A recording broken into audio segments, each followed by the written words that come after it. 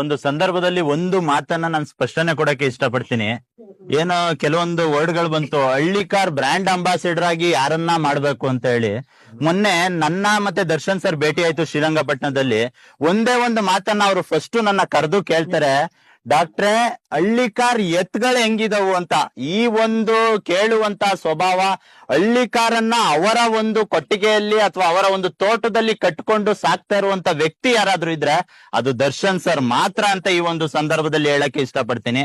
ಆಮೇಲೆ ಸುಮಾರು ಬಂತು ಹಂಗೆ ಹಿಂಗೆ, ದರ್ಶನ್ ಸರ್ ಇದಕ್ ಬಂದಿಲ್ಲ, ನಾನು ಹೋಗಿ 100 ಹಳ್ಳಿಕಾರ್ ಹಸುಗಳನ್ನ ರೈತರಿಗೆ ಕೊಡ್ತಿದ್ದೀನಿ ಅಂತ ಒಂದೇ ಒಂದ್ ಮಾತಂದಿದ್ದು.